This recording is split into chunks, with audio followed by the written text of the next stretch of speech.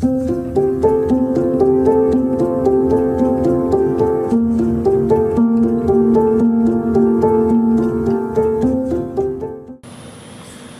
à tous, bienvenue au domaine Caillebourdin, Pouilly-Fumé, en plein centre de la France. C'est avec grand plaisir que je vous accueille aujourd'hui. On va discuter du millésime 2023 qu'on vient de sortir enfin en vente. Millésime de cœur 2023, millésime particulier.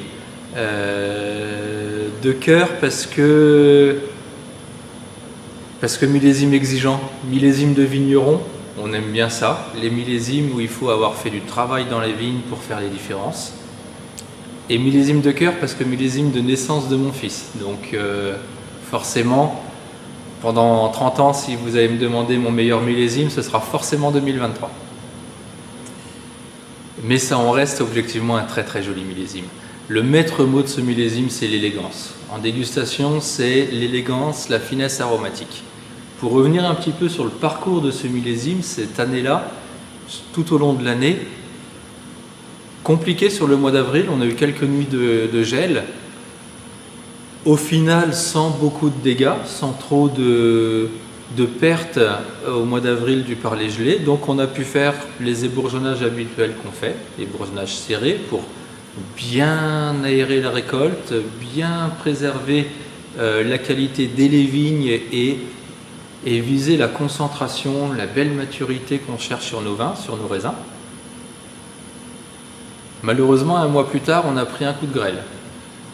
Donc, ça a un petit peu changé la donne, une autre perte de récolte. Finalement, pas si méchante que ça. Donc la récolte était toujours belle, voilà, et l'année était sur une météo normale. On venait de passer des météos, un millésime 2022 suffisamment chaud, un millésime 21 à l'inverse très frais. Là, on était un peu sur un entre-deux. Donc très intéressant pour nous. En termes d'équilibre climatique, en tout cas, c'était intéressant. On arrive en vendange. Les derniers jours de vendange, de maturité, ont été particuliers. On a eu un bel orage, pas trop violent, mais la pluie qu'il nous fallait. On avait besoin d'un petit peu d'eau. On l'a eu 10 jours avant vendange. Et c'est cette eau-là qui a sauvé le millésime. On a eu des raisins qui étaient pleins de jus, mais de jus mûrs. On a eu des belles maturités, mais avec beaucoup de jus dans les raisins et avec beaucoup de fraîcheur, parce qu'en vendange, la météo était fraîche, les nuits étaient fraîches et on n'avait pas d'excès de chaleur comme on a pu avoir certains millésimes. Un 2020 par exemple, on a vendangé 2 nuits parce qu'il faisait trop chaud. Le 23, c'était pas le cas. Donc on était très content en vendange et en effet les jus de raisin se goûtaient avec une belle fraîcheur, déjà beaucoup d'élégance. Et là je suis en train de goûter un Anogyra 23, et bien l'élégance c'est le maître mot. On reste sur ce terme d'élégance, de finesse aromatique sur 23.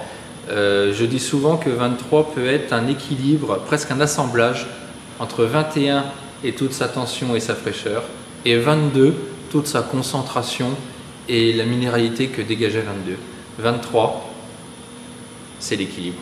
C'est le juste milieu entre ces deux millésimes-là. Et j'espère que vous vous régalerez aussi au Japon avec nos millésimes 23. En tout cas, nous ici aujourd'hui, on se régale.